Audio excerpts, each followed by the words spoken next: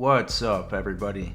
Today we have some brand new Armored Core 6 information. We have screenshots and an interview that was done on a Korean website. Now the interview is translated to English, so there might be some mistakes, but it's still a whole lot of new information to digest. So first we'll be taking a look at the screenshots and then I'll read out the interview. But before we get into that, make sure to subscribe to the channel and turn on all notifications. That way you never miss another video. With that out of the way, let's get right into it. So here's the first screenshot, and honestly that might be my favorite out of the bunch. You see the AC in what appears to be possibly a data processing center. In the center of the room you see an energy that is being harvested or concentrated, and that is probably the substance that the corporations are fighting for. That is the substance that caused the cataclysm on Rubicon. The second screenshot is simply two ACs going at it midair. You see the thrusters are active, they're shooting at each other. Looks pretty cool. The next screenshot is something we've seen before. It's just an upscaled screenshot of a scene from the trailer. Now the next one is a fight between the AC and what appears to be an ultra helicopter with a huge array of arsenal, and that looks like it would be a difficult fight just because of how many weapons the enemy has. On the next screenshot we see an AC that is flying and ambushing enemies. At first I thought he was wall running, but he is definitely flying, and you can tell that this screenshot was taken in action because of the sides are very blurry, which matches up with what you would expect to see in a fast-paced game. Next we see what appears to be the most pimped out AC we have seen so far. Now I don't know if this is an enemy, a boss, or if this is an actual customization that's possible, but there's a huge circle around the AC which what appears to be a backpack full of weapons. Now I don't know if this is a boss or if this is a customization option, but either way it looks pretty awesome. And the final screenshot, we have a very cinematic image between the AC and a boss that is firing red lasers. I do believe we have seen this boss in the trailer, but this is a way more detailed image from that boss fight. Now that's it for the screenshots. Let's move into the new information with the Korean interview that has been translated to English.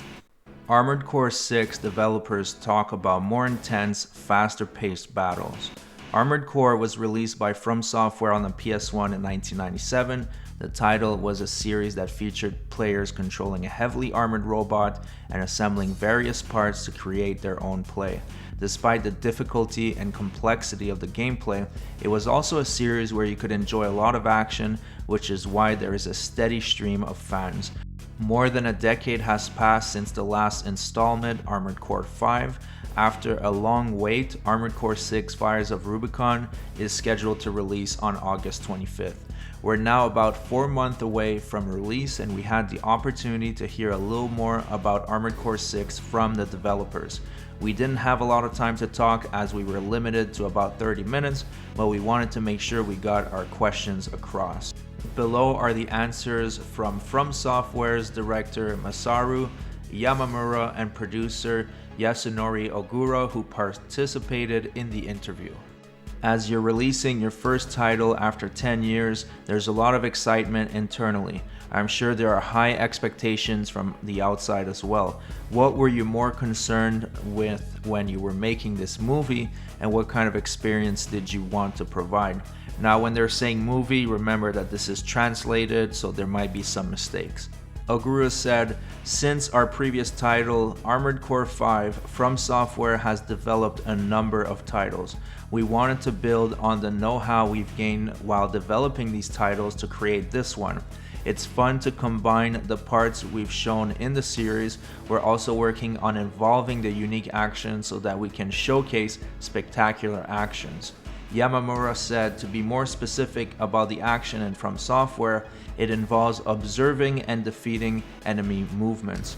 We wanted to keep the game mechanics of the Armored Core series alive while utilizing the know-how of From Software in terms of overcoming difficulties. By incorporating the best of both worlds, we hope to present gameplay that will appeal to a wide audience. In terms of battle design, we focus on a three-dimensional design that is typical of From Software. We also emphasized battle design and the sense of accomplishment of overcoming difficulties. However, since the gameplay of Armored Core and the Soul series are different, it was impossible to replicate the development system and game mechanics. While we were careful not to compromise the essence of the Armored Core series, we utilized our existing know-how to develop this game. One of the goals of Armored Core is dynamic action using mechs. What were some of the game design challenges you faced in creating this dynamic action? Please answer in terms of level design. So Yamamura said, Mecha's three-dimensional and dynamic actions were conceptualized from the beginning of development. This includes actions that are not possible with human characters. We wanted to make it possible to move back and forth in the air, shoot and charge, and do other things that are impossible for humans to do.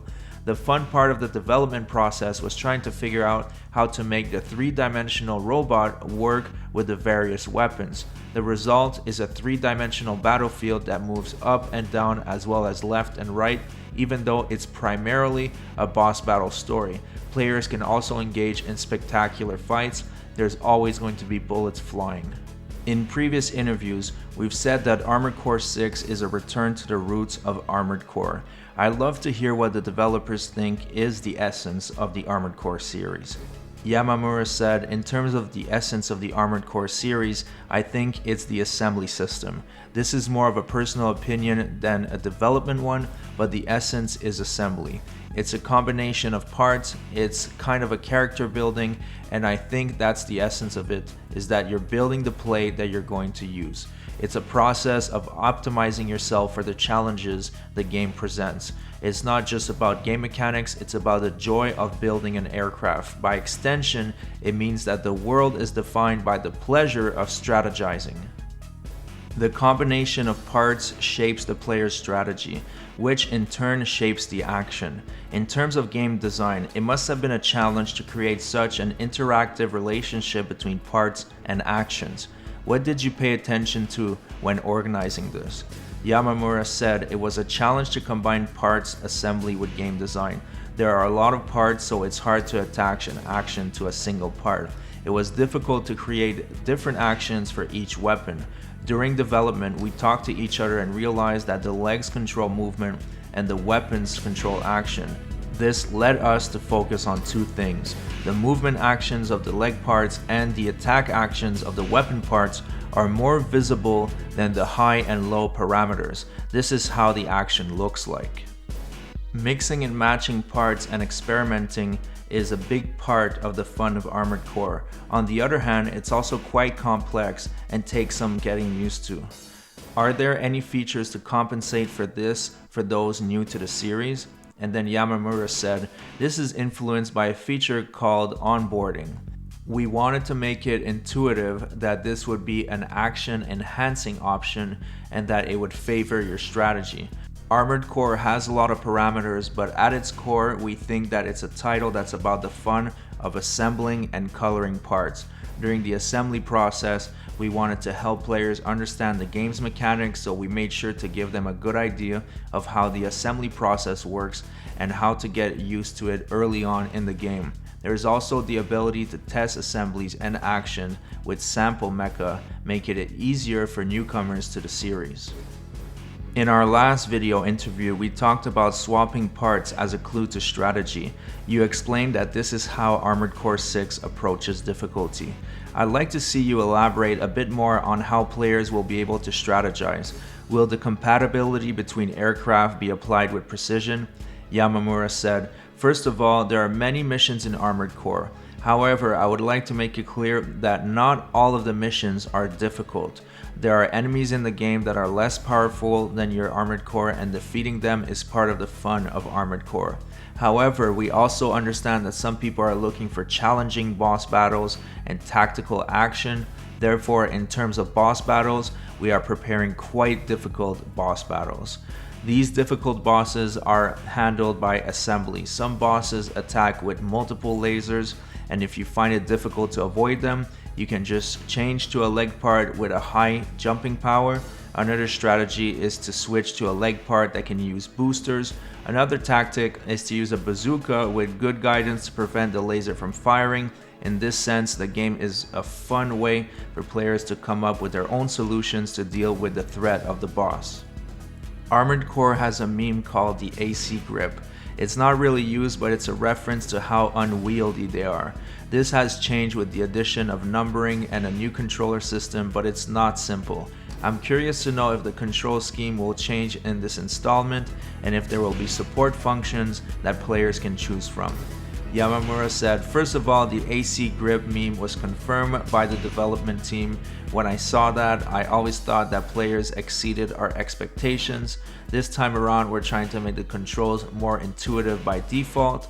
It is possible to customize buttons and so on, but by default, the controls are similar to those in recent front-end software. However, there's a difference from the Soul series, L1 and L2, and R1 and R2. Each of these 4 buttons is assigned a weapon. Using them in battle can keep your hands busy."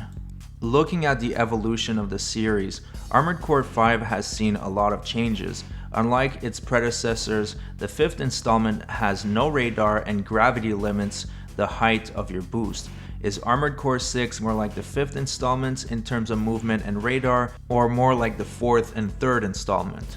Yamamura said, "I can't say for sure, but in terms of average movement speed, I'd say it's somewhere between AC5 and AC3. However, this time around the enemy encounters are more intense and the action is more fast-paced, so I think the instantaneous speed will be on par with AC4, which is the fastest in the series, so you'll be able to feel a more thrilling combat pace.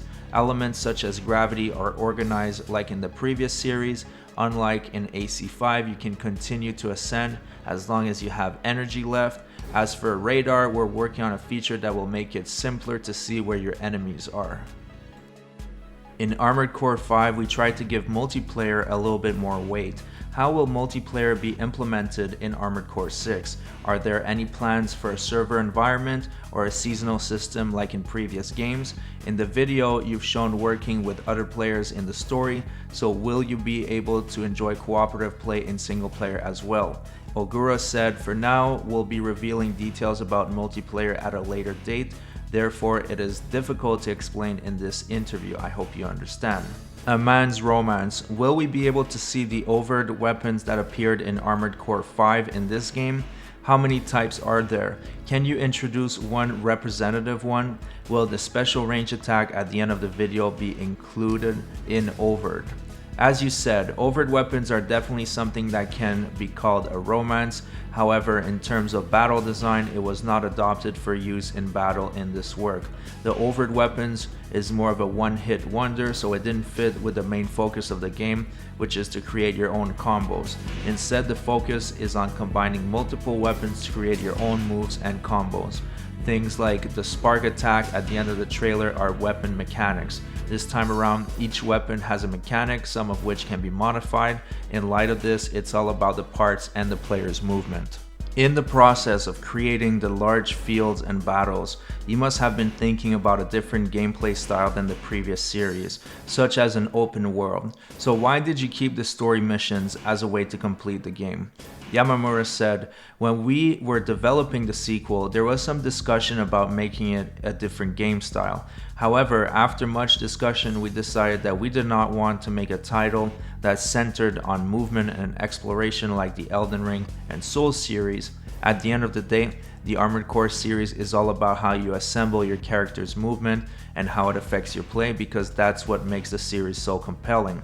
It's designed to make you think about how fast you can move through jump and boosters, and the combination of those parts will determine how high you can reach and how fast you can go. In this respect, we felt that the exploration aspect of Armored Core gameplay was not a good fit.